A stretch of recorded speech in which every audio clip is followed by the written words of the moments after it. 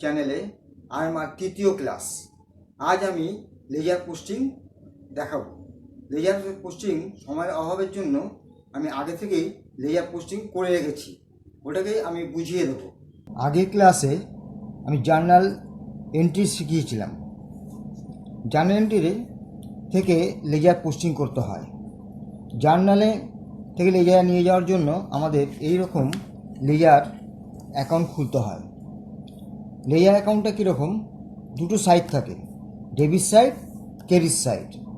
আর প্রত্যেক লেজারের একটা হেডিং দিতে হয়, যেমন এখানে আমি ক্যাপিটাল অ্যাকাউন্ট দিয়েছি। আর দুটো সাইডের date, particular, ledger folio, amount. এইভাবে দ্বিতীয় পার্টেও date, particular, journal folio, amount.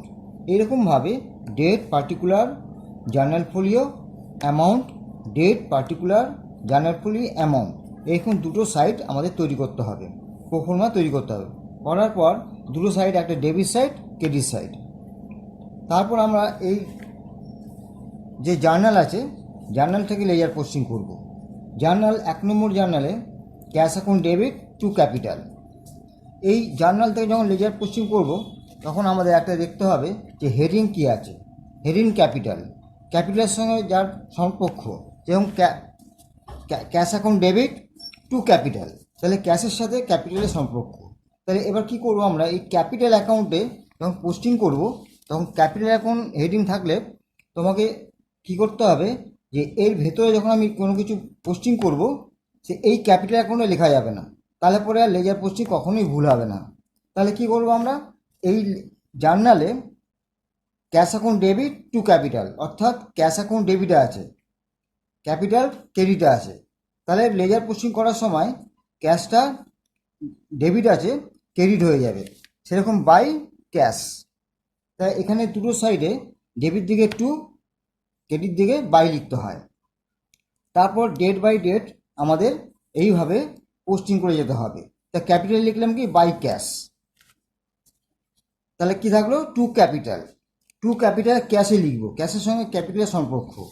তাহলে ক্যাপিটালে ক্যাশ অ্যাকাউন্টে আমরা কী লিখলাম, টু ক্যাপিটাল অ্যাকাউন্ট। অ্যামাউন্ট যা থাকবে, যে এখানে রয়েছে 1 লক্ষ টাকা, ঠিক সেইভাবে যেই জার্নাল এন্ট্রি অর্থাৎ ট্রানজ্যাকশানের যত টাকা অ্যামাউন্ট থাকবে সেই অ্যামাউন্ট আমরা বসাতেই থাকবো। দ্বিতীয় জার্নালে আছে purchase account debit to cash. তা পারচেসে লিখবো টু ক্যাশ, আর পারচেসে লিখবো টু ক্যাশ, ক্যাশে লিখবো বাই পারচেস।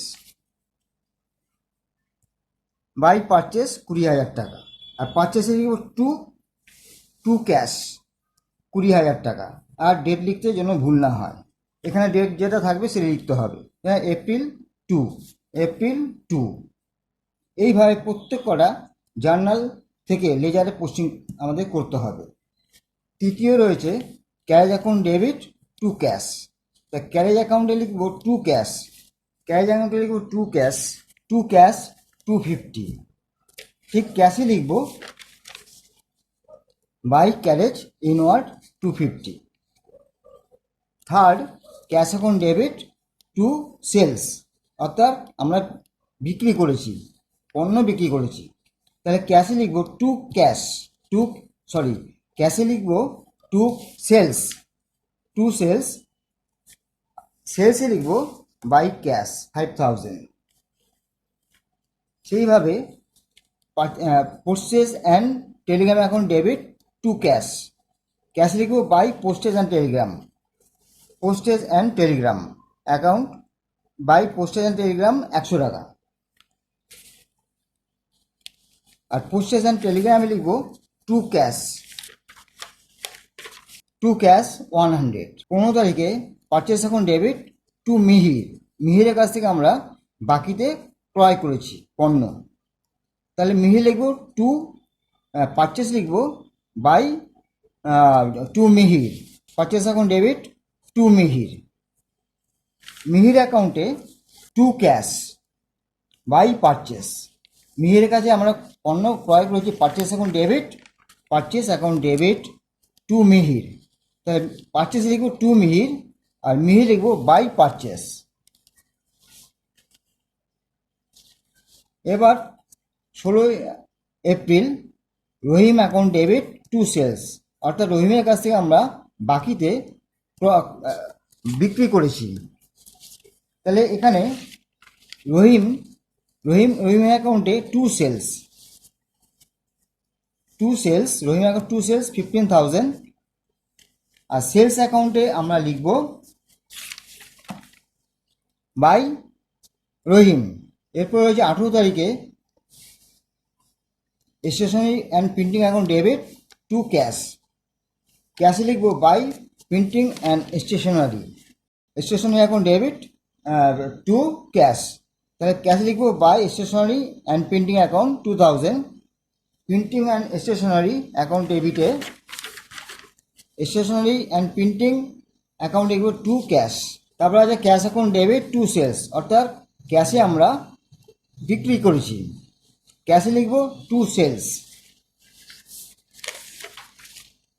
2000, আর সেলসে লিখব বাই ক্যাশ 2000। এইভাবে প্রত্যেকটা এন্ট্রিকে আমরা জার্নালে পোস্টিং করব। 22 তারিখে furniture account debit two X and company, অর্থাৎ এক্স অ্যান্ড কোম্পানির কাছ থেকে আমরা ফার্নিচার ক্রয় করেছি বাকিতে। তাহলে ফার্নিচার লিখব to X and company, X and company 10,000, X and company লিখব বাই ফার্নিচার অ্যাকাউন্ট 10,000। এরপর sales account debit cash account debit to sales, অর্থাৎ আমরা বাকিতে ক্যাশে সেল করেছি কত টাকা, 15,000 টাকা।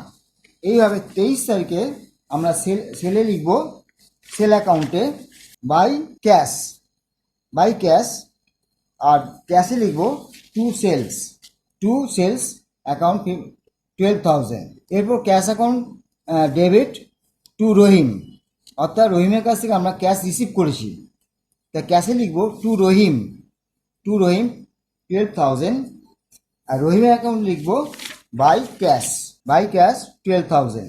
এরপর Mihir account debit to cash, অর্থাৎ মিহিরকে আমরা ক্যাশ পেমেন্ট করেছি, তাই মিহির অ্যাকাউন্টে কি লিখব to sales, Mihir account to sales 40,000, আর সেলসে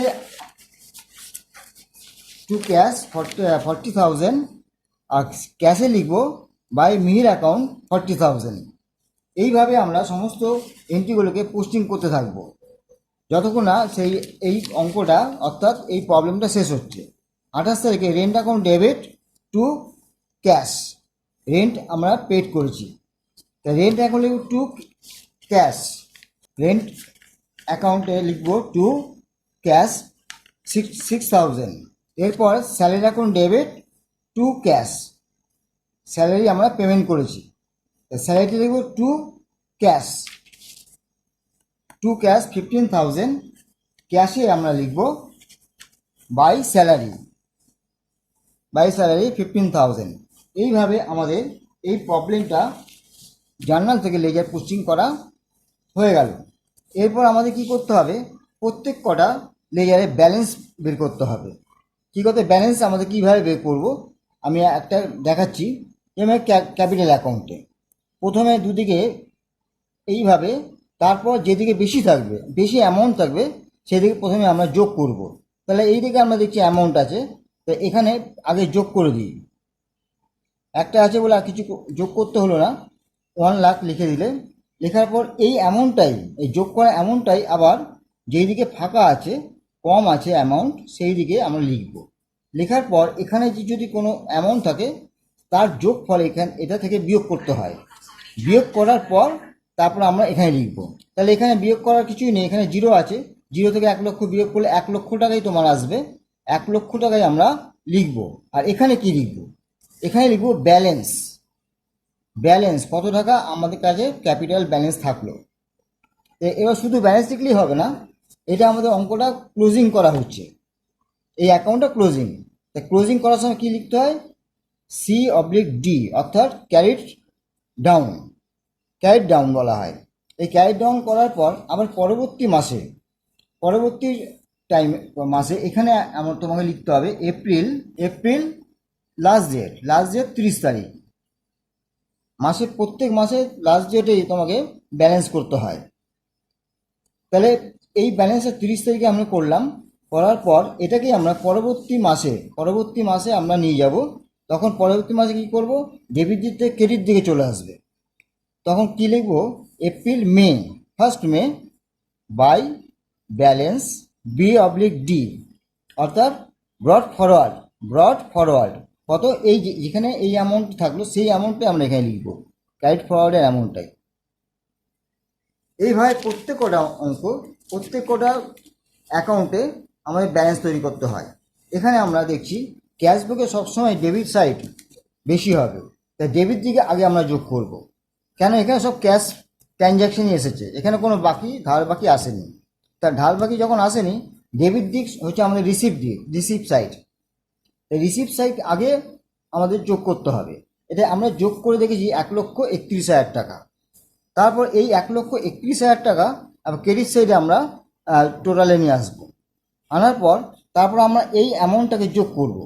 যোগ করার পর যে অ্যামাউন্টটা আসবে সেটা থেকে এই 1,31,000 থেকে মাইনাস করলে 37,650 টাকা হবে। এটা ব্যালেন্স সিডি। এটা আগে আমি বলেছিলাম, যেদিকে কম থাকবে সেই দিকে ব্যালেন্স সিডি করতে হয়, অর্থাৎ ক্যারিড ডাউন বা ফরওয়ার্ড বলা যায়। এরপরে পরবর্তী মাসে মে মাসের 1 তারিখে আমরা আবার ব্যালেন্স নিয়ে আসবো ব্রড ফরওয়ার্ড করে, কত, 48,650।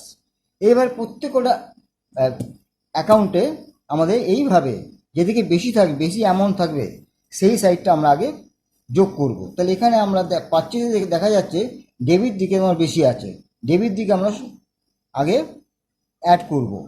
করার পর সেইটাকে আবার এখানে টোটালে আমরা লিখব। করার পর এই সাইডে যে অ্যামাউন্টটা এখানে পেলাম, এই ওপরে যে অ্যামাউন্ট থাকবে ভেতরে যোগফল, এর থেকে বিয়োগ করতে হয়।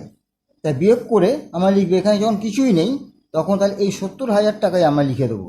তার মানে আমাদের পারচেস ব্যালেন্স 70,000 টাকা, আমরা এই মাসে 70,000 টাকা পারচেস করেছি। এটা বোঝা যাচ্ছে ব্যালেন্স সিডি। এইভাবে পরবর্তী মাসেও আমরা ওই 1 তারিখে 1-2 ব্যালেন্স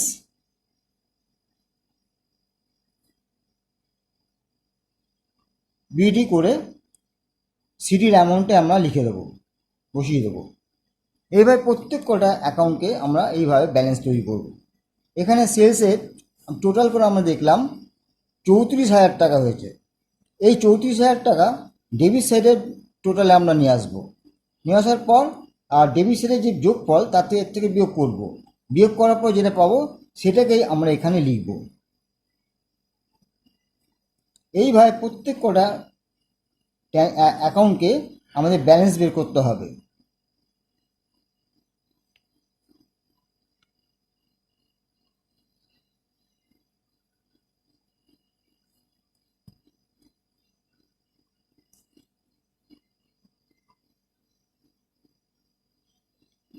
আশা করি কারো বুঝতে অসুবিধা হচ্ছে না। যদি কারো কোনো অসুবিধা হয় তাহলে আমাকে কমেন্টস করে জানাবে। ক্যারেজ ইনওয়ার্ডেও আমরা ডেবিট সাইডে অ্যামাউন্ট রয়েছে, তো এটাকে যোগফল এখানে আমরা লিখব টোটালে। তারপর সেটাকে আমরা ক্রেডিট সাইডে আবার টোটালে বসিয়ে দেবো। তারপর ক্রেডিট সাইডে এপ্রিল 30 বাই ব্যালেন্স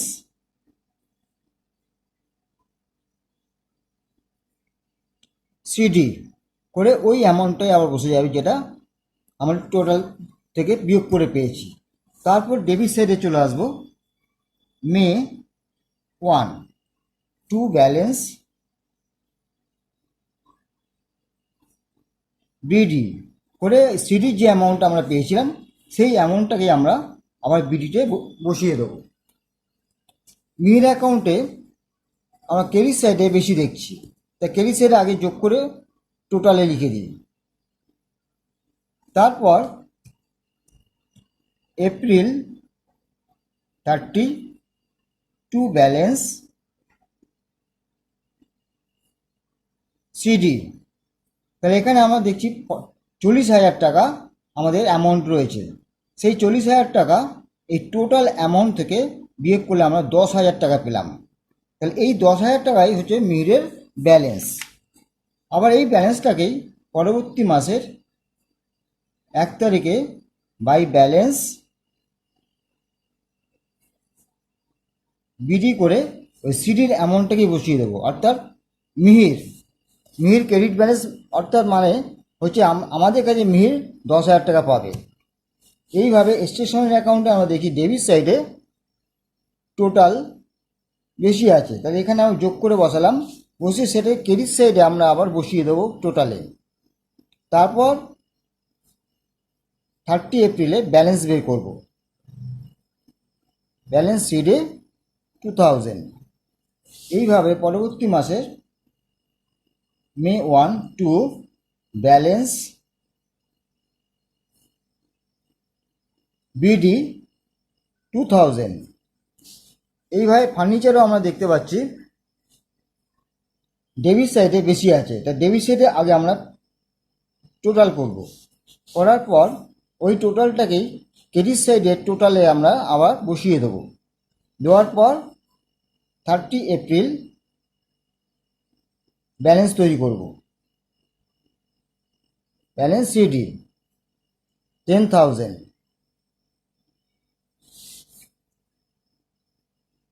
পরবর্তী মাসে মে মাসের 1 তারিখে টু ব্যালেন্স বিডি 10,000, অর্থাৎ ফার্নিচারের মে মাসের ওপেনিং ব্যালেন্স হচ্ছে 10,000 টাকা। এইভাবে রহিম অ্যাকাউন্টে আমরা ডেবিট সাইডে বেশি দেখছি, তা ডেবিট সাইডে আগে আমরা টোটাল করব, করার পর সেই টোটালটা ক্রেডিট সাইডে টোটালে বসিয়ে দেবো। তারপর 30 এপ্রিল ব্যালেন্স বের করব,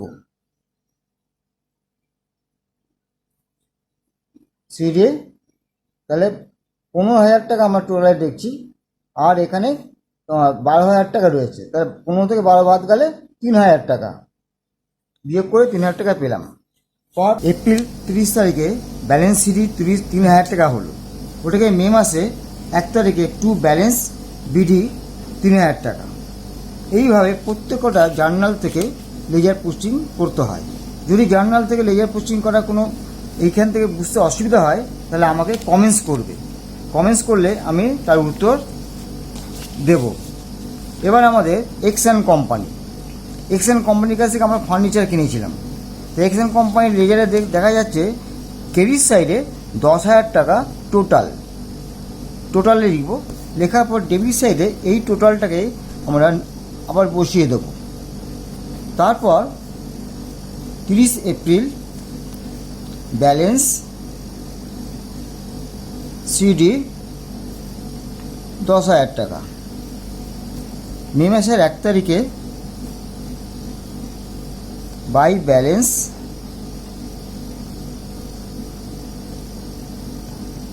বিডি 10,000। এবার প্রত্যেকটা অ্যাকাউন্টকে আমরা ব্যালেন্স করব। এবার রেন্ট অ্যাকাউন্টের ডেবিট সাইডে আমরা বেশি দেখছি,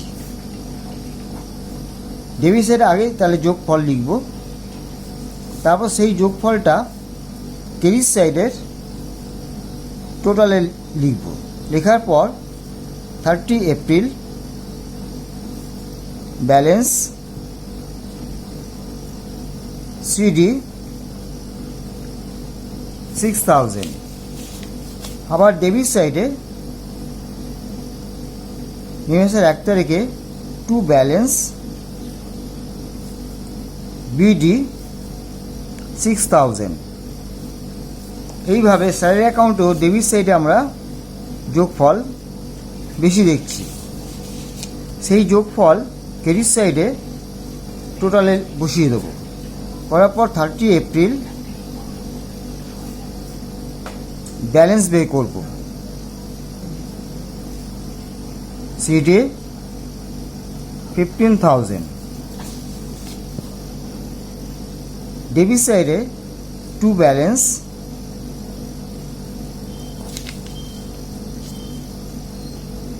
বিডি 15,000। প্রসেস টেলিগ্রামেও আমার ডেবিট সাইটে পাচ্ছি।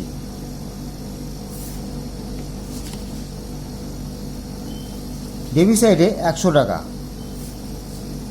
সেই 100 টাকা আবার টোটালে ক্রেডিট সাইডে নিয়ে আসবো। আবার 30 এপ্রিল ব্যালেন্স বের করব। ব্যালেন্স শিটে 100 টাকা, ডেবিট দিকে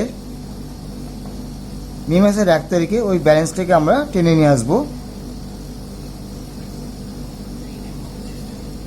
বিডি করে। এই হলো আমাদের জার্নাল থেকে লেজার পোস্টিং করা। জার্নাল থেকে লেজার পোস্টিং করার পর আমরা এইগুলোকে ট্রায়াল ব্যালেন্স দেখাবো। ট্রায়াল ব্যালেন্সটা পরবর্তী ক্লাসে দেখানো হবে। আমার এই ভিডিও যদি তোমাদের ভালো লাগে তাহলে তোমরা লাইক করবে, সাবস্ক্রাইব করবে আর কমেন্টস করবে। যদি কারো বুঝতে অসুবিধা হয় কমেন্টস বক্সে কমেন্টস করলে আমি পরবর্তী ক্লাসে বুঝিয়ে দেবো।